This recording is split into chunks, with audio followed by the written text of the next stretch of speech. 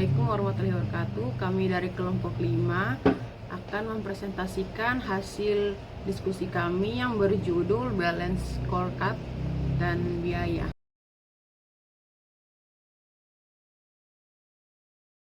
Yang pertama yaitu pengertian Balance Scorecard. Balance Scorecard adalah sebuah perencanaan strategi dan sistem manajemen yang digunakan secara ekstensif dalam bisnis dan industri, pemerintah dan organisasi nirlaba di seluruh dunia untuk kegiatan usaha untuk menyelaraskan visi dan strategi organisasi, meningkatkan komunikasi internal dan eksternal, dan memantau kinerja organisasi terhadap strategi tujuan.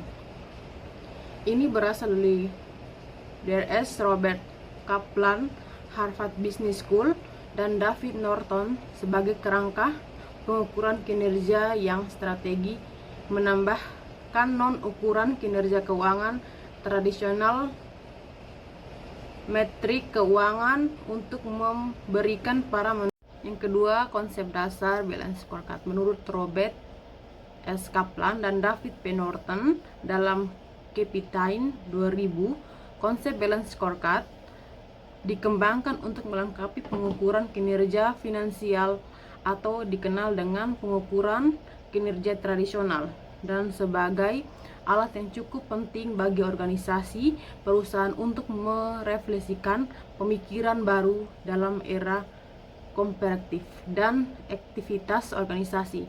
Konsep ini juga menggunakan kriteria-kriteria tertentu, yaitu perspektif keuangan, perspektif pelanggan, perspektif proses bisnis internal, dan perspektif pertumbuhan dan pembelajaran.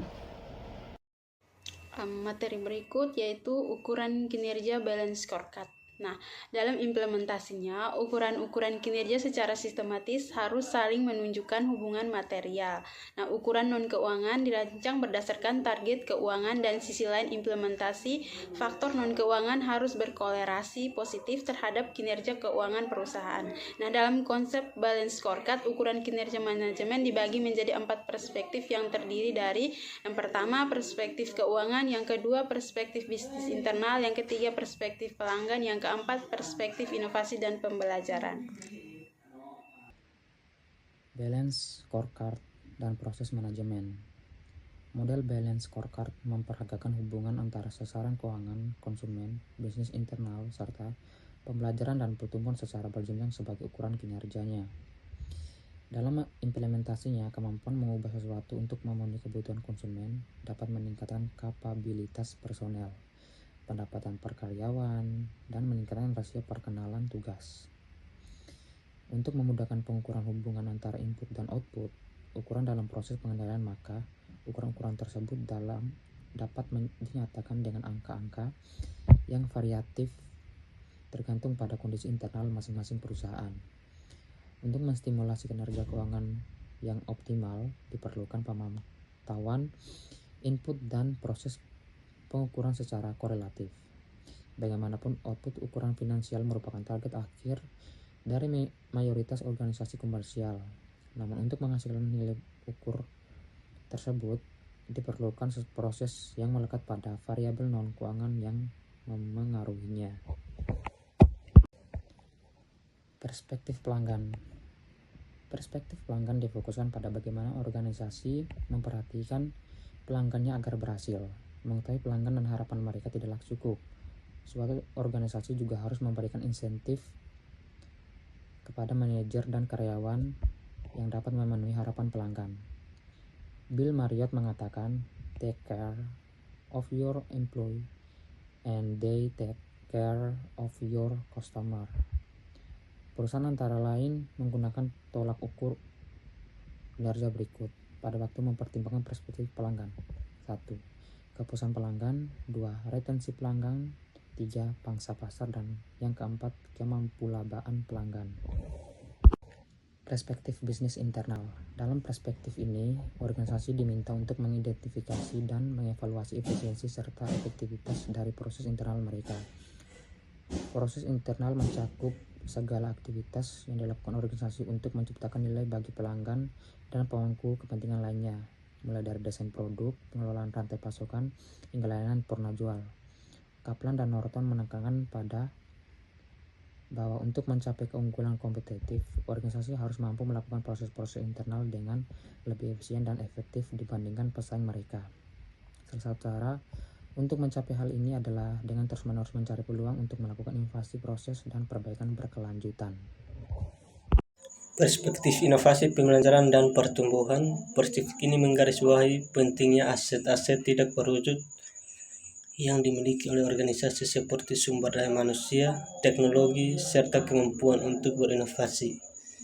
Kaplan dan Norton menyadari bahwa dalam dunia bisnis yang terus merubah, organisasi perlu diinvestasi pada pengembangan karyawan, infrastruktur, teknologi, serta budaya inovasi untuk tetap kompetitif dan relevan di pasar. Metrik-metrik yang biasa digunakan dalam perspektif ini meliputi tingkat pelatihan karyawan, tingkat kepuasan karyawan, penguasaan teknologi, serta kapasitas inovasi organisasi, dengan memastikan bahwa organisasi memiliki sumber daya manusia yang terampil dan termotivasi, serta inovator teknologi yang memandang organisasi dapat meningkatkan kemampuan mereka untuk beradaptasi terhadap pertumbuhan lingkungan bisnis dan terus berinovasi.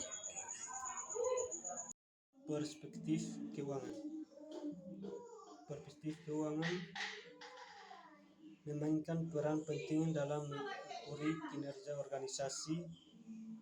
Pada akhirnya, tujuan utama banyak organisasi adalah untuk mencapai keuntungan dan memberikan nilai tambah bagi pemegang saham.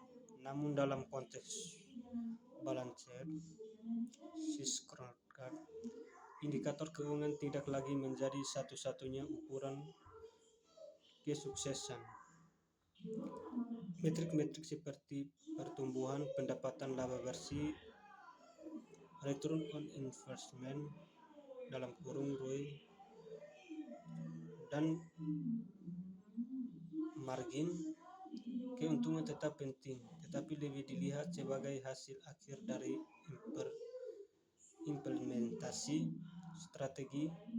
Organisasi yang berfokus pada peningkatan kinerja di aspek-aspek lain, Kaplan dan Norton menekankan bahwa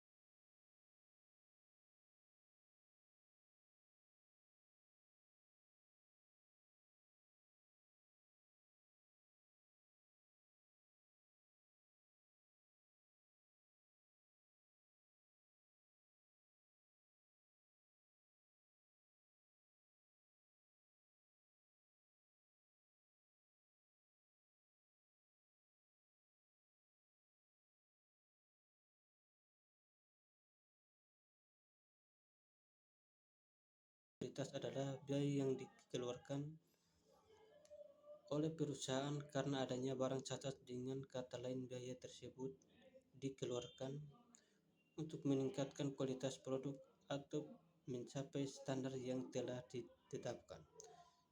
Kelompok biaya pencegah ini terjadi dalam rangka kegiatan untuk menghindarkan adanya produk cacat dan proses produksi. Biaya pencegahan merupakan biaya yang terjadi untuk mencegah kerusakan produk yang dihasilkan, meliputi teknik dan perencanaan kualitas, meninjau produk baru, rancangan proses atau produk, pengendalian proses, pelatihan dan audit kualitas. itu biaya kegagalan dan pelaporan biaya kualitas. Nah, biaya kegagalan merupakan akibat dari kecurangan kurang cermat dalam proses penciptaan barang atau jasa yang dihasilkan, sehingga biaya kegagalan lebih dekat pada keadaan rugi atau tidak menguntungkan. Nah, biaya kegagalan internal adalah biaya kualitas yang terjadi karena adanya ketidaksesuaian persyaratan yang terdeteksi sebelum suatu produk dikirimkan kepada pelanggan. Nah, biaya-biaya ini meliputi bahan sisa, efisiensi, biaya untuk perolehan bahan baku, biaya produk cacat, dan biaya-biaya untuk memperbaiki kerusakan produk dalam proses pengerjaan ulang. Nah, biaya kegagalan ini terdeteksi pada saat produksi selesai tetapi sebelum produk dikirim kepada pelanggan. Nah, biaya kegagalan eksternal meliputi biaya-biaya pengiriman produk rusak kepada pelanggan seperti pengembalian oleh pelanggan dan timbulnya biaya-biaya untuk memenuhi garansi.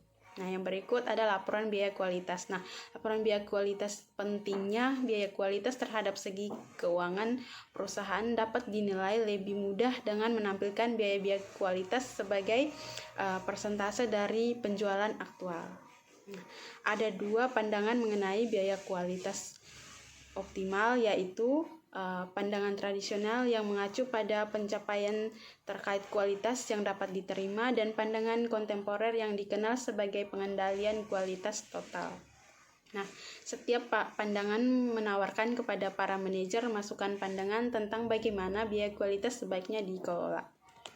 Masuk pada pengendalian kualitas. Nah, pengendalian kualitas adalah suatu teknik dan aktivitas atau tindakan yang terencana yang dilakukan untuk mencapai, mempertahankan, dan meningkatkan kualitas suatu produk dan jasa agar sesuai dengan standar yang telah ditetapkan dan dapat memenuhi kepuasan konsumen.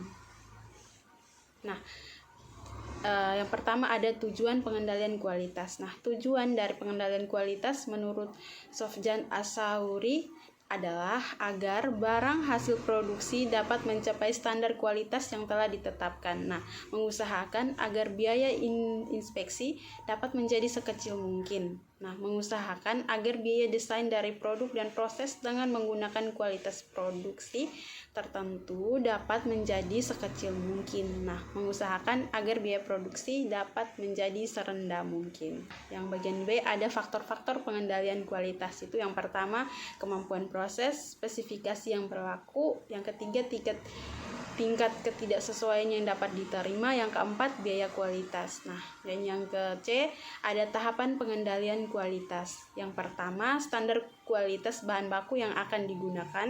Yang kedua, standar kualitas proses produksi atau mesin dan tenaga kerja yang melaksanakannya. Yang ketiga, standar kualitas barang setengah jadi. Yang keempat, standar kualitas barang jadi. Yang kelima,